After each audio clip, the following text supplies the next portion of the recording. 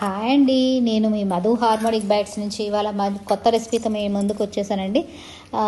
గోంగూర rice ఇది వచ్చి చాలా బాగుంటుందండి. ఎమ్మిగా ఈ వర్షాకాలంలో బయట చల్లచల్లగా వాన పడుతుంటే వేడివేడిగా గోంగూర రైస్ పులుపులుగా తింటే మస్తు ఉంటుంది. దీనికి మెయిన్ ఇంగ్రీడియంట్స్ వచ్చి గోంగూర, ఆనియన్స్, గ్రీన్ చిల్లీస్ అండి. ఇవి చాలా టేస్ట్గా ఉంటుందండి. రైస్ ఒక కడాయి తీసుకొని అందులో ఒక టేబుల్ స్పూన్ ఆయిల్ తీసుకోవాలండి. ఆయిల్ కొంచెం హీట్ అయ్యాక గోంగూర లీవ్స్ ఇంత కడిగి పెట్టుకున్నాం కదా, ఆ గోంగూర లీవ్స్ని ఇందులో వేసుకోవాలండి. వేసుకున్న తర్వాత కొంచెం మగ్గించాలి. దాన్ని పేస్ట్ అయ్యేంత వరకు మగ్గించే వరకు స్టవ్ మీద ఉంచుకోండి.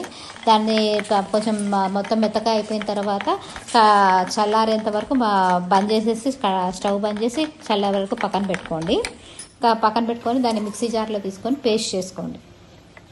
తర్వాత సేమ్ ప్యాన్లో మళ్ళీ స్టవ్ మీద పెట్టుకొని దాంట్లో ఒక 3 టేబుల్ స్పూన్ వరకు ఆయిల్ తీసుకోండి.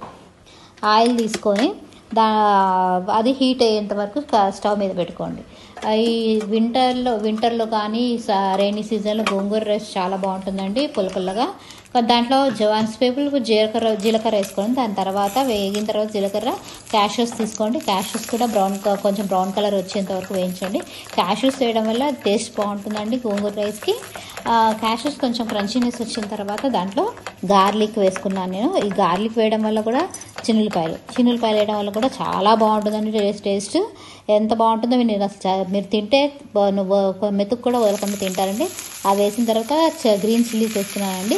ఇవి కూడా మరీ ఎక్కువగా మెత్తగా అవనవసరం లేదు, కొంచెం క్రంచీగా ఉంటేనే బాగుంటుందండి. గ్రీన్ చిల్లీస్ వేసుకున్న తర్వాత కరివేపాకు వేసుకున్నానండి. కరివేపాకు వేసుకొని అది కూడా కొంచెం వేయించిన తర్వాత చింగిపాయలు వేసాను.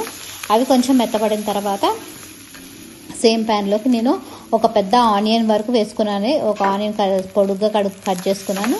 ఈ కట్ చేసుకున్న ఆనియన్ని ఈ ప్యాన్లో వేసాను అనమాట. ప్యాన్లో వేసి వేయించాను.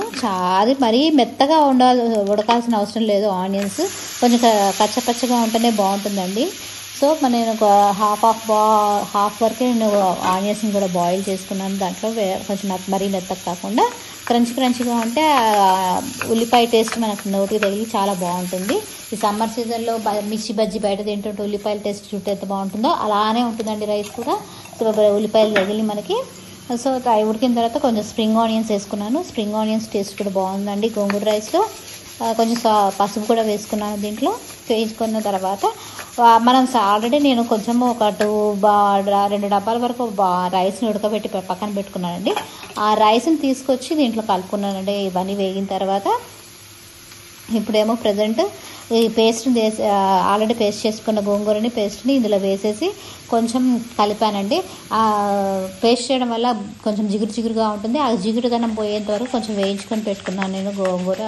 సేమ్ ఇందాక పెట్టిన కడాయిలో వేయించిన తర్వాత ఇందాక చెప్పాను కదండి మీకు ఆల్రెడీ ఒక 2 డబ్బాల వరకు రైస్ ఉడికిపెట్టుకున్నానని. అవి చల్లారేంత వరకు అన్నం చల్లారిన తర్వాత దీంట్లో కలుపుకోవడం అండి చాలా ఈజీ, తొందరగా అయిపోతుంది. వేడివేడిగా అప్పుడు తిన్నా బాగానే ఉంటుంది, బాక్సెస్లో కూడా బాగానే ఉంటుందండి. పిల్లలు ఒక్క మెతుకు కూడా వదలకుండా తినేసి లంచ్ బాక్స్ తీసుకొస్తారు మేము ముందుకి. చాలా టేస్ట్గా ఉంటుంది, మీరు ట్రై చేసి చూడండి. అన్నం కలుపుతున్నానండి ఇప్పుడు. అన్నం కలిపి దాంట్లో టేస్ట్ తగ్గట్టుగా సాల్ట్ వేసుకున్నాను. ఒక 2-3 స్పూన్స్ వరకు నాకు సాల్ట్ పట్టింది. మీకు నచ్చినట్టుగా సాల్ట్ వేసుకోండి. సాల్ట్ వేసుకొని మొత్తం కింద నుంచి పై వరకు కలిపేటట్టు అన్నాన్ని కలపండి. చాలా టేస్ట్గా ఉంటుంది. మీరు అసలు తింటే ఒకసారి ట్రై చేసి తినండి. తిన్న తర్వాత టేస్ట్ ఎలా ఉందో కూడా చెప్పండి. మీరు సబ్స్క్రైబ్ చేసుకోండి మీరు నా ఛానల్ని, లైక్ చేయండి నా ఛానల్ని. ఇది ఒకసారి చేసి చూడండి. నచ్చకపోతే చెప్పండి, నచ్చినా చెప్పండి, నచ్చపోయినా కామెంట్ మటుకు చెప్పకుండా పెట్టకండి. కామెంట్ అయితే చెప్పండి. నేను మటుకు మా ఇంట్లో అందరూ చాలా బాగా తిన్నారండి, చాలా బాగుందని అన్నారు, టేస్ట్గా ఉందని చెప్పారు. So try it and please subscribe me. Thank you.